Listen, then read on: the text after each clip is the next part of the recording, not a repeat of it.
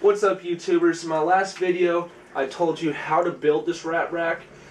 This video I'm going to show you how to house all of your rats, breed them, house them, feed them, and possibly even make money. If not, the minimum you can do is save your money on breeding your own rats for your own snakes. So we start off with the top tank. Right now it's winter time. I keep all my breeders up top and they like it warmer. So we've got one female right now. Usually I house about 6 females in this one tub and one male back here. He's my only male at this point. You see he's got big old balls. He's fathered all of my litters so far. They're on just straight newspaper and pine pellets. Then once these guys get pregnant, they move down so they can birth and milk their babies for the first week. After that, they get moved down to this level, and these guys are anywhere from 7 days. You know, these little pinkies are 7 days old. I call that a large pinky. They're just starting to get their fuzz. And then I get about 10-day old. This litter has just started opening their eyes. Some of them have their eyes open, this guy doesn't. I keep these guys on pine shavings and a wood pellet that you use for burning fuel in your wood pellet stove.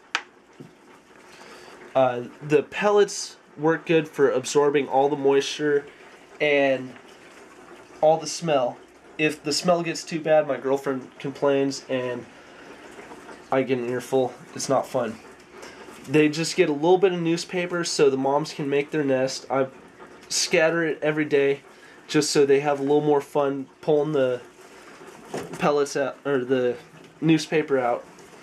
After 2-3 weeks, they go into a different tub and they get just newspaper and the pellets that I'm telling you about. These guys are my pet project. These guys are Rexes, which I was kind of surprised to see. I bred my hairless male up here to one of my females, and I got a really fuzzy rat. I thought that was amazing. So I've fed off most of this litter to my own snakes. Sold a couple of them. This is my favorite one. We haven't named her yet. I'm thinking about Nubs, because as you've seen in another video, there's no tail, it's just a nub. Now, in my other video, somebody told me that it could have been the mom that bit it off.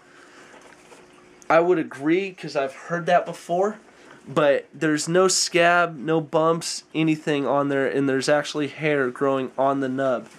So I'm kind of confused. I'm hoping that's genetic and I've bred the first strain of tailless rats.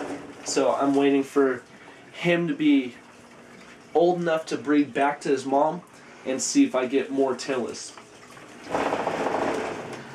Now I used 1/2-inch mesh on all of these, or the first 5 tubs, and that holds all of my dog food. I use a dog food called Kibbles and Bits, and that's big enough so it doesn't go down the 1/2-inch mesh. And then I use Missouri rat food, and obviously that's big enough. I'm sure you guys use that. I get 40 pounds for $27, and that works great. The dog food helps the nursing moms get the extra protein that they need to help feed the babies. So we've got 25 pinkies and fuzzies in this one, a couple Rexes in this one. Then down here I've got 2 different grow out tubs. I've got 2 males in here. There might be 3. 2 males from a couple litters ago, and they're on straight newspaper. A couple females that I'm growing up to be future breeders. They're on newspaper as well. I give them a little bit of cardboard, a little bit of the dog food bag that I feed them, just so they can play with. chew stick